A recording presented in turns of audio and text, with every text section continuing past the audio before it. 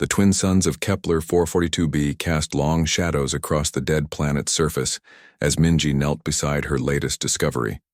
Her crystalline fingers, inherited from her Zephyrian ancestors, carefully brushed away thousands of years of accumulated dust and sediment. What she found beneath made her pause.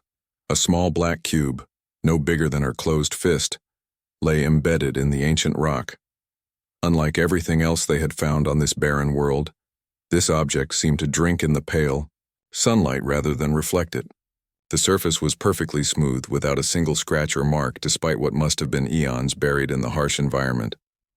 "Another piece of space junk," called out Taiho from across the excavation site. His scanner beeped steadily as he swept it over broken metal fragments scattered throughout the dig. "This whole sector is filled with debris from the old wars." Minji shook her head, running her scaled palm across the cube's impossible surface. Something about it felt different. Her people had evolved to sense energy patterns in ways other species could not, and this artifact practically hummed with contained power. "No, this is something else entirely." She activated her portable analyzer and frowned at the readings. The device showed nothing but error messages and scrambled data. Whatever this cube was made of, it defied every scanning method she knew. "Veltar, come look at this," she called to their third team member. The luminal energy being flickered over to them, its form shifting between blue and silver light. Veltar existed as pure conscious energy and could perceive matter in ways solid beings could not.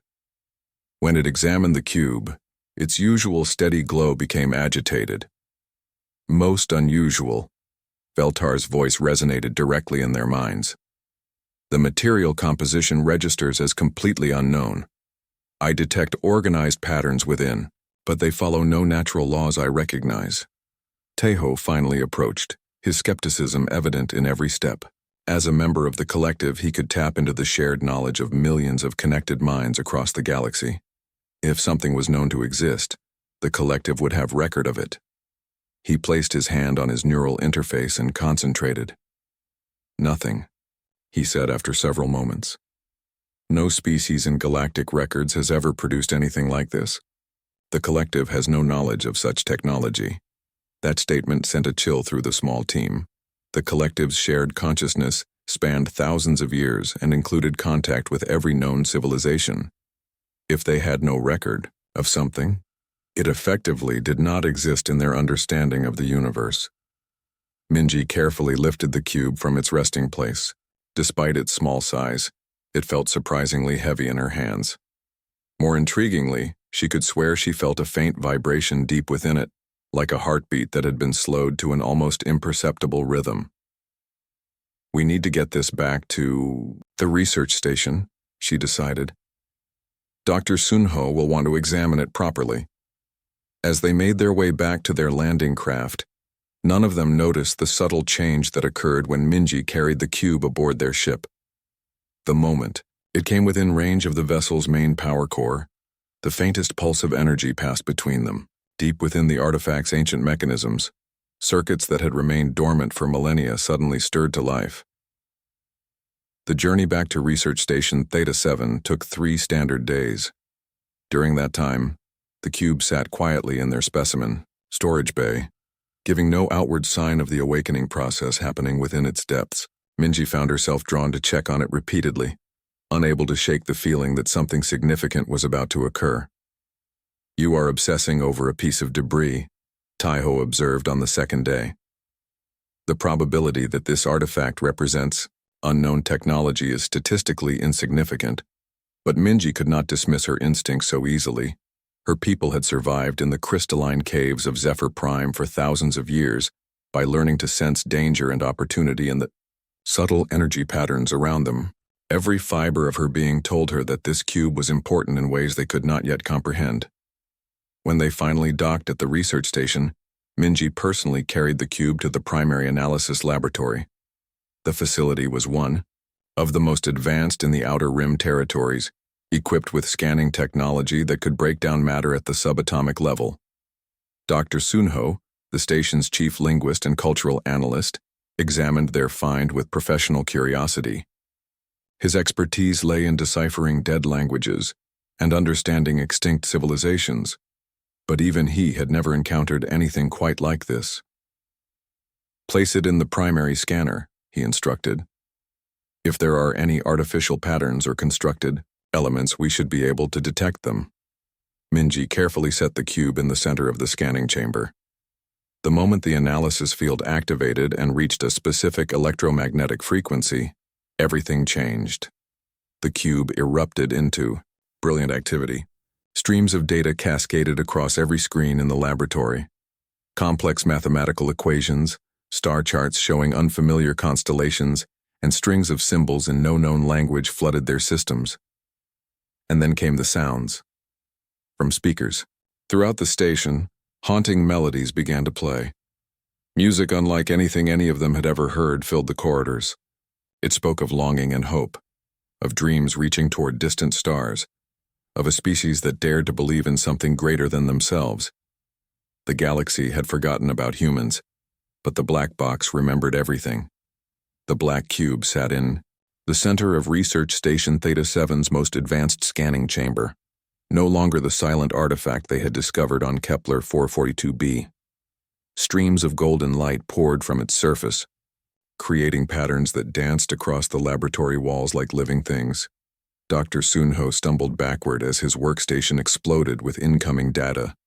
Numbers, symbols, and complex diagrams filled every available screen. His hands shook as he tried to process what he was seeing. In 30 years of studying dead civilizations, he had never encountered anything like this. The transmission rate is incredible, he whispered, his voice barely audible over the humming of overloaded computers. It's sending us thousands of years' worth of information all at once. Minji pressed her crystalline palm against the chamber's viewing window. The cube pulsed with each wave of data it released, as if it had been waiting eons for this moment. What kind of civilization could create technology like this? Before anyone could answer, new sounds began emerging from the station's speakers. Not the mechanical beeps and alerts they were used to, but something far more haunting. Music began to play, melodies that seemed to speak directly to their hearts rather than their ears.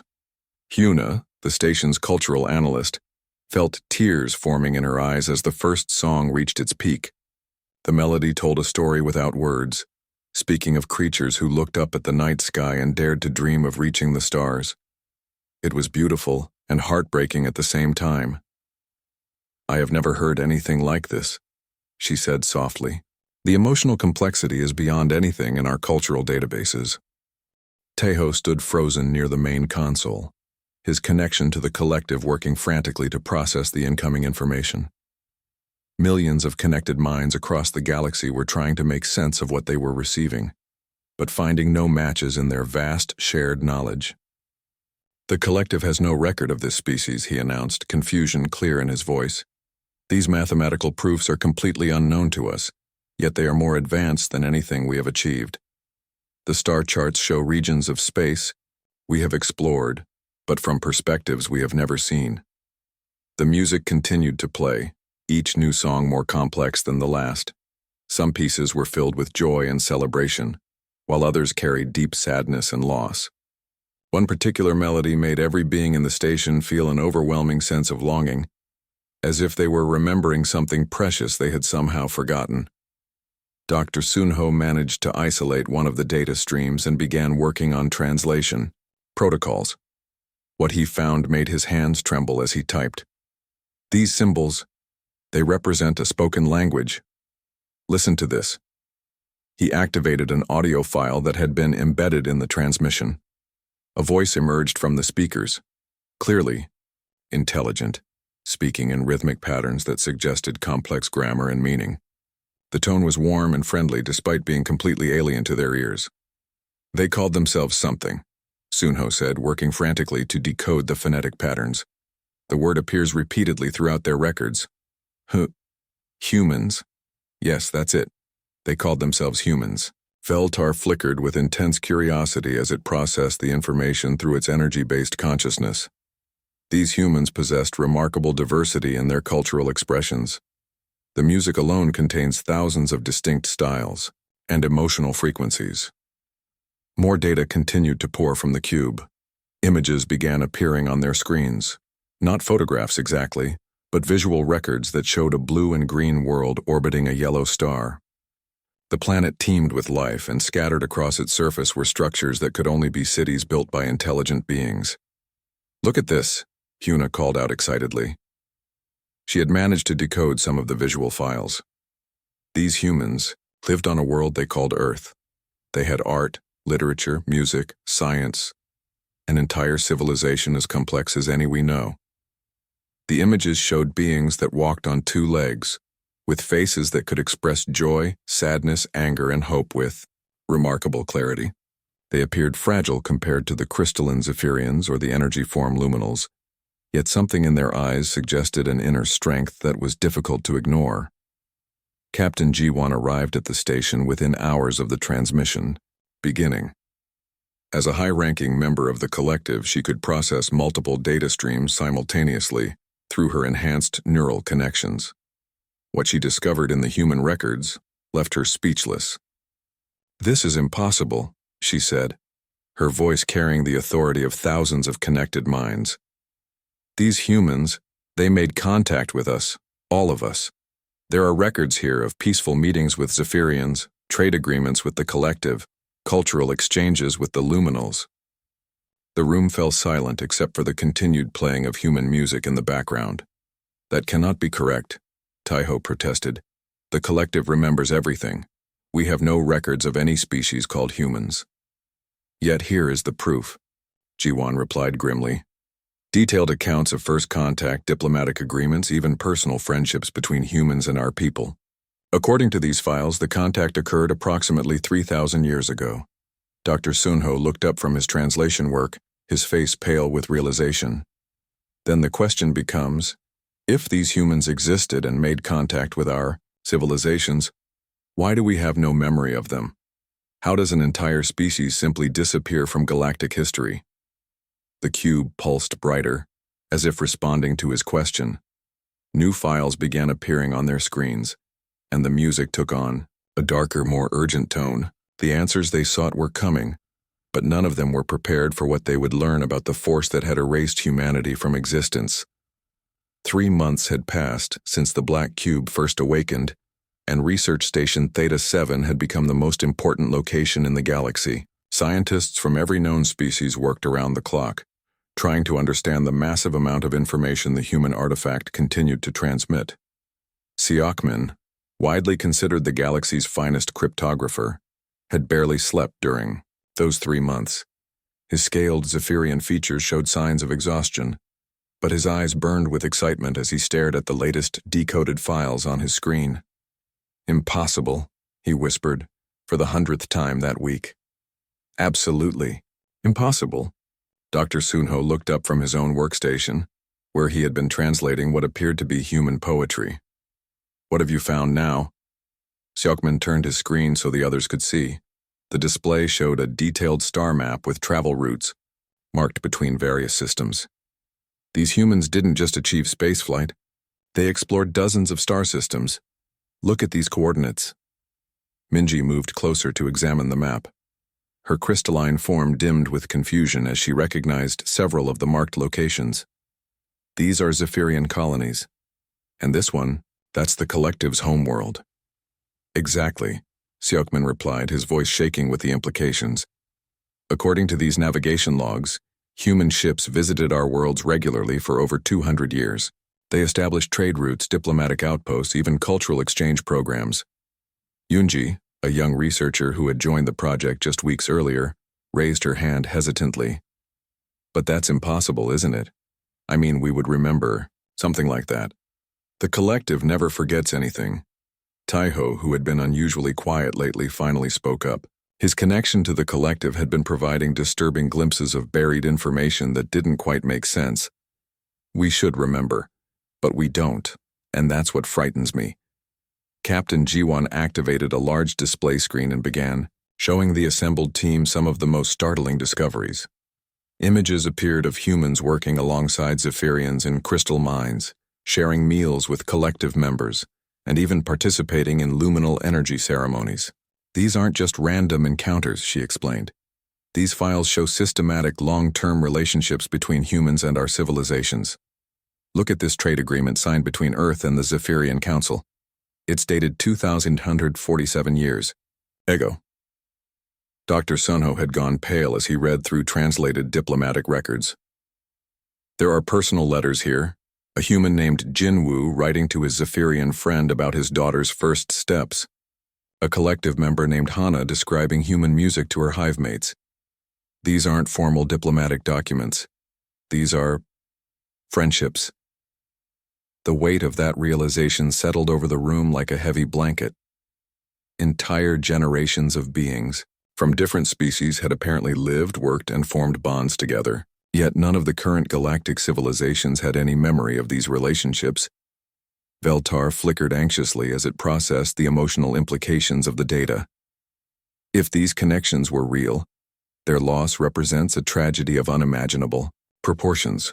Thousands of years of friendship and cooperation simply gone. Sorkman pulled up another file, this one marked with symbols that the translation software had flagged as urgent warnings. "I think I know why we don't remember," he said grimly. The humans called them the Erasers. The name sent chills through everyone present, though none of them could say exactly why. According to these records, Shokman continued, the Erasers were beings of pure thought. They viewed emotion and individual consciousness as contamination that needed to be removed from the universe. They saw the connections between species, especially the bonds humans formed with others, as dangerous corruption.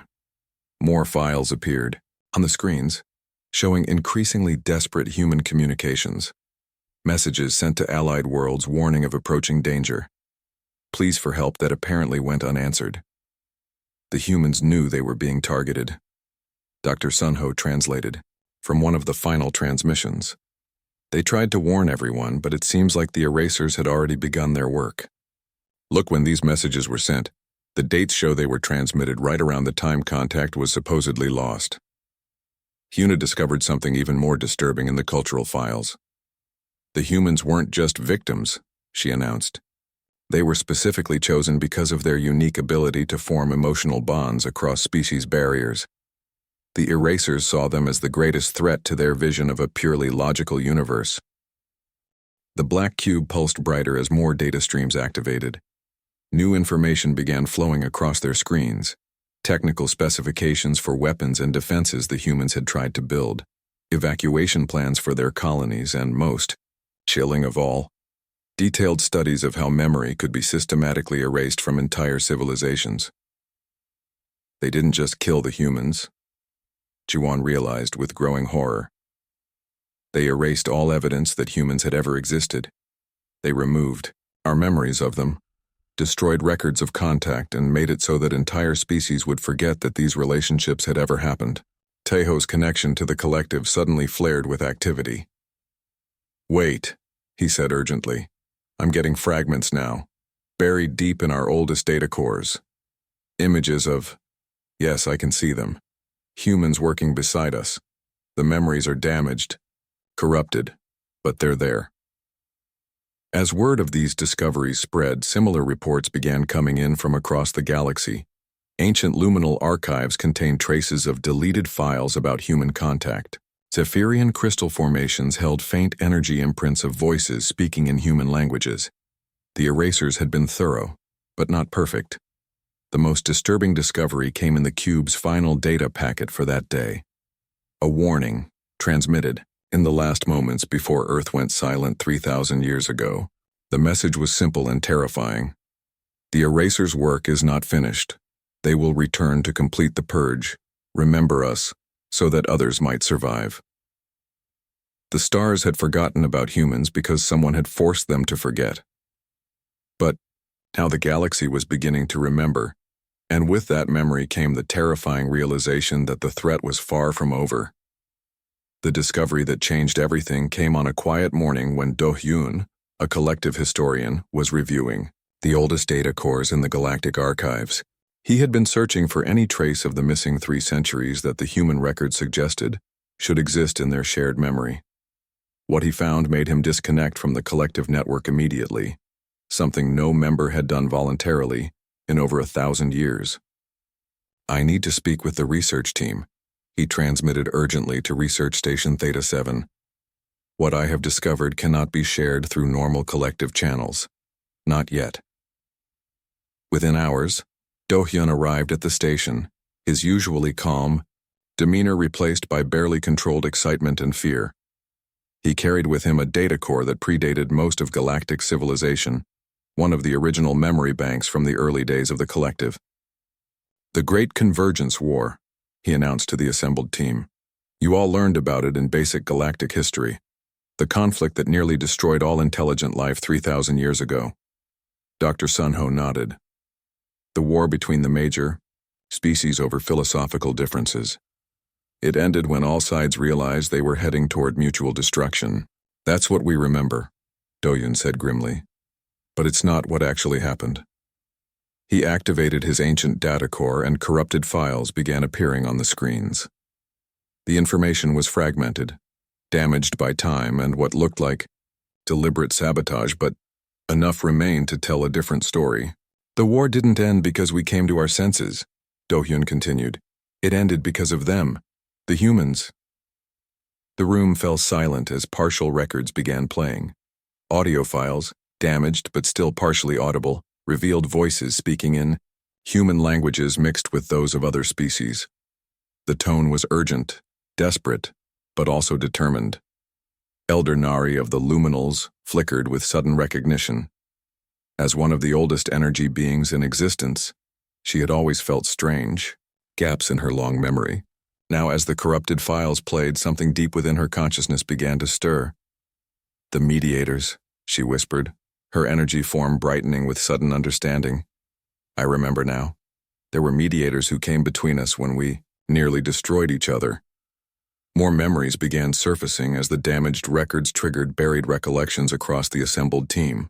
Young-ho, a Zephyrian diplomat, suddenly recalled ancient family stories about the bridge builders, who had helped negotiate peace between the crystal dwellers and the hive minds.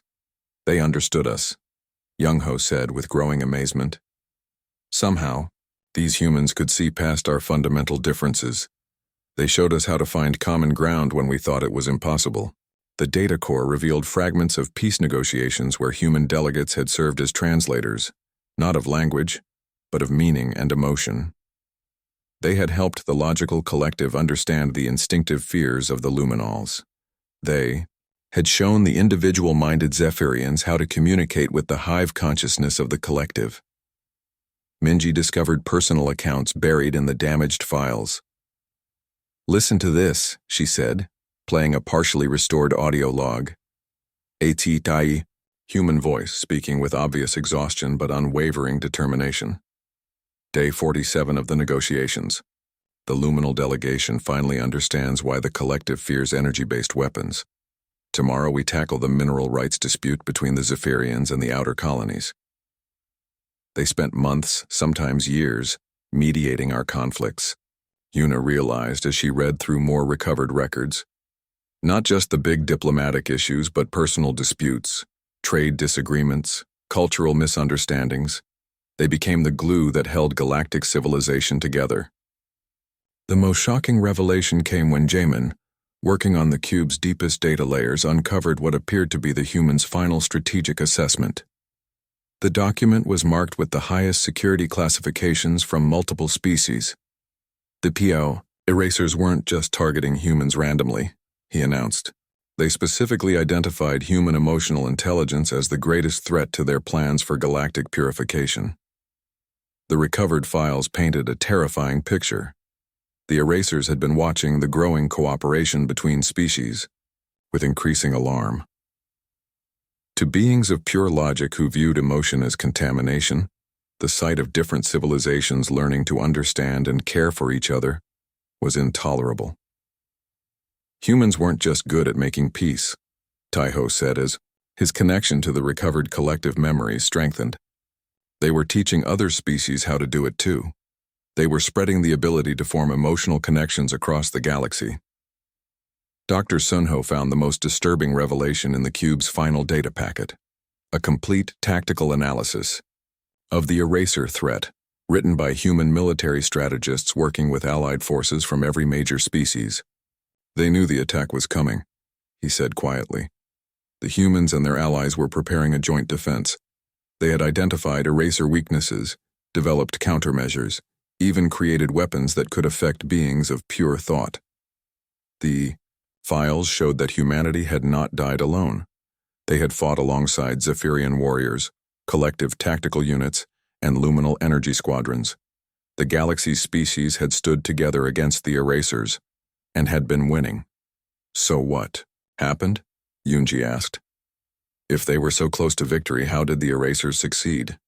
The answer came in the cube's final warning, transmitted just before Earth went silent.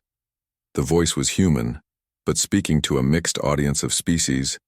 They're not just erasing us, they're erasing the memory of cooperation itself. If you survive, remember this: the power to stand together is stronger than the desire to stand apart. We are not the end. We are the beginning. The erasers had won by making the galaxy forget not just humans, but the very concept that different species could truly understand each other. They had turned allies into strangers, friends into distant acquaintances, and a united galaxy into isolated civilizations that barely remembered they had once stood together. But now the memories were returning, and with them came a terrifying realization. The eraser's work had never been finished. The cube's final files contained current eraser communications intercepted just before Earth's fall. The message was simple and chilling. Phase 1 complete. Prepare Phase 2. The galaxy had 3,000 years to remember how to stand together. The erasers were coming back to finish what they had started. The news of the human discovery spread across the galaxy faster than any message in recorded history. Within weeks, every major civilization had sent representatives to study the Black Cube's revelations. What they found changed everything they thought they knew about themselves. On Zephyr Prime, ancient crystal formations suddenly began resonating with frequencies that had been silent for 3,000 years. Elder crystals that had grown in the deepest caves started glowing with patterns that younger Zephyrians had never seen before. When scientists played human music near these formations, the crystals sang back in harmonies that brought tears to even the most logical minds. The crystals remember, announced Young Ho as he studied the phenomenon. They have been holding on to echoes of human voices all this time, waiting for someone to help them remember how to sing. Similar discoveries emerged across collective worlds. Deep in their oldest data storage facilities, maintenance programs that had run automatically for millennia suddenly began recovering files that had been marked as corrupted. The recovered data showed detailed records of human collective cooperation projects, scientific exchanges, and even friendship networks that had spanned multiple star systems. Taiho stood before the grand assembly of the collective, addressing millions of connected minds simultaneously. "We have been incomplete," he declared. "Part of our shared consciousness was taken from us, and we never even knew it was missing. The humans were not strangers to us. They were family." The luminal energy beings experienced the most dramatic awakening. Elder Nari gathered her people in the great energy chambers of their homeworld and began sharing the recovered memories. As the truth spread through their collective consciousness, the luminals began to glow brighter than they had in centuries. "We taught them to understand energy as emotion," Nari explained to the assembled beings of light. "And they taught us that emotion could be a form of energy. Together we created new ways of existing that neither species could have achieved alone." But the most shocking discovery came when Admiral Soyoung of the newly formed United Galactic Fleet received a transmission that made her hands shake as she read it. The message had been intercepted by long-range sensors aimed at the Sol system, the system where Earth was supposed to be. "Signal confirmed," reported Communications Officer Wusung. "There are active transmissions coming from multiple locations in the Sol system. The humans. Some of them survived." The expedition to Sol became the largest cooperative effort in galactic history. Ships from every species joined the fleet, their crews working together with a sense of purpose that felt both new and strangely familiar. As they traveled toward the distant yellow star, more suppressed memories continued to surface. Captain Minji, now commanding a joint research vessel, discovered personal logs in her own family's crystal archives. Her great-grandmother had apparently maintained regular correspondence with a human scientist named Kyung-min, sharing discoveries about crystal growth patterns and energy storage. The friendship had lasted decades, but had been completely erased. From family memory until now. Look at this letter, Minji showed her crew. My ancestor writes about how Kyung-min helped her understand the emotional properties of crystal formation. She says that human insights revolutionized our entire approach to technology. As the fleet approached Sol, long-range scanners detected something that made everyone aboard hold their breath. Earth hung before them, scarred by ancient wounds but showing clear signs of recovery. Green continents were emerging from what had once been devastated wastelands, and the ocean sparkled with returning life. But the real surprise came from Mars, the fourth planet in the system. Hidden beneath its red surface, thermal scanners detected vast underground installations that were clearly inhabited. When the fleet sent its first communication toward the planet, the response came immediately. Galactic Fleet, this is Mars Base Alpha. The transmission began in perfect galactic standard, though spoken with an accent none of them had heard before. We have been monitoring your approach for the past 3 months. Welcome back. We never stopped hoping you would remember us. Kyung-min, the current leader of the Mars colonies, met the galactic delegation in person.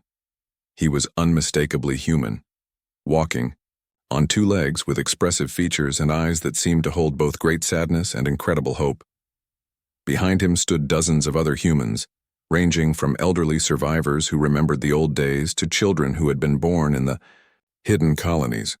Our ancestors prepared for this day, Kyung-min explained as he welcomed the delegation. They knew that someday the galaxy would remember what it had lost.